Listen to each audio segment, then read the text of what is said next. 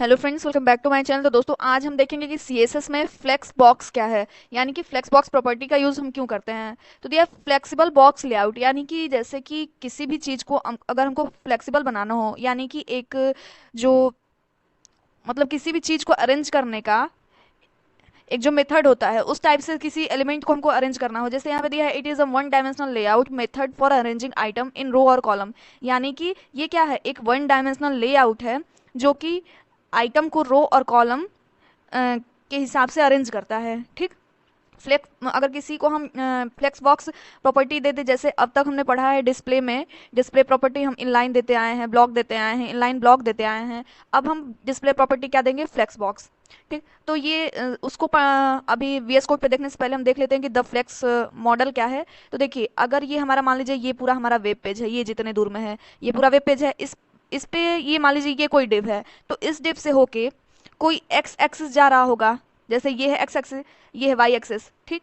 किसी भी डिप से होके, मान लीजिए यहाँ पे कोई डिप है, इस डिप से होके ये हमको इमेजिन करना है, एक्स एक्सिस जा रहा है, वाई एक्सिस जा रहा है। तो अगर डायरेक्शन इक्वल टू रो है, तो एक्स एक्सिस क्या हो जाएगा, हमारा मेन एक्सिस हो जाएगा, और वाई एक्सिस हमारा क्रॉस एक्सिस हो जाएगा।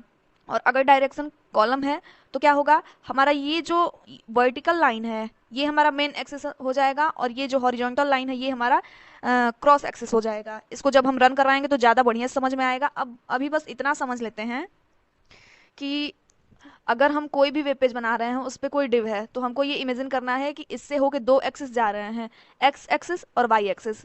ठीक। अगर डायरेक्शन इक्वल टू रो है, यानी कि रो के फॉर्म में अगर हम फ्लेक्स बॉक्स प्रॉपर्टी दे रहे हैं, तो उसका एक्स एक्सिस मेन एक्सिस है, और ये क्या है, क्रॉस एक्सिस है, वाई एक्सिस। और अगर हम उसका डायरेक्शन, यानी कि उसमें प्रॉपर्टी का कॉलम के हिसाब से दे रहे हैं, तो उसका ये जो वर्टिकल लाइन है ये मेन एक्सिस हो जाएगा, और ये हॉरिजॉन्टल लाइन जो है ये क्रॉस एक्सेस हो जाएगा। चलते हैं अपने वीएस कोड पे, कोड हम पहले से ही लिख के रख लिए हैं।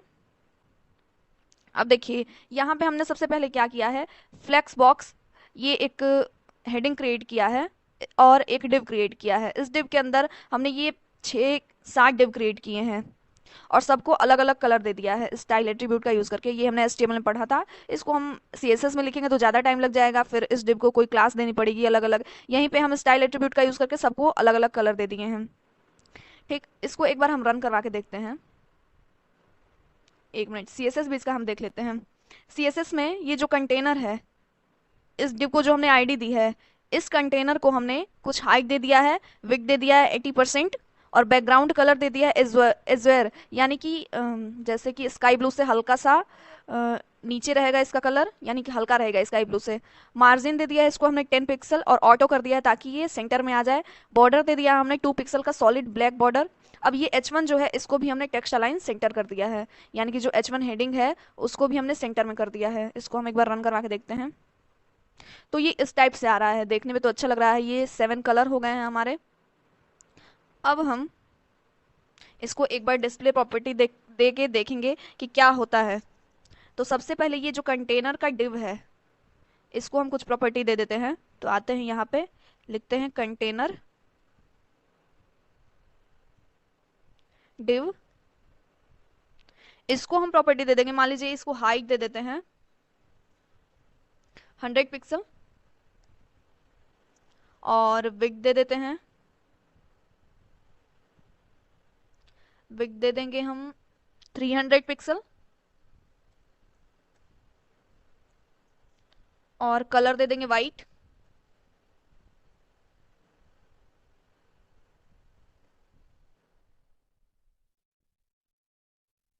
उसके बाद टेक्स्ट अलाइन कर देंगे हम सेंटर।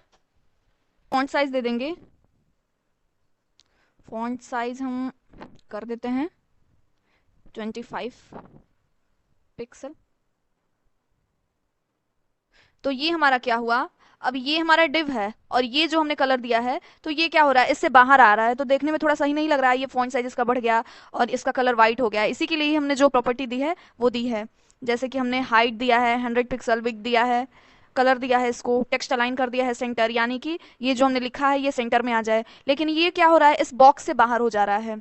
अब देखिए, अगर हम इसको, इस कंटेनर को डिस्प्ले प्रॉपर्टी दे दें फ्लेक्स, तब देखते हैं क्या होता है। तो ये प्रॉपर्टी देने के बाद ये क्या हुआ, जो ही हमने डिस्प्ले प्रॉपर्टी फ्लेक्स दिया, ये क्या हुआ, इसी के अंदर एकदम साइज में ये पूरा बैठ गया। तो अब हमको पता चला कि हम डिस्प्ले प्रॉपर्टी फ्लेक्स क्यों देते हैं, फ्लेक्स बॉक्स का यूज़ क्यों होता है। तो आज के लिए इतना ही, मिलते हैं नेक्स्ट वीडियो में, तब तक बने रहिए हमारे चैनल डिप्लोमा डाटा के साथ। Thank you.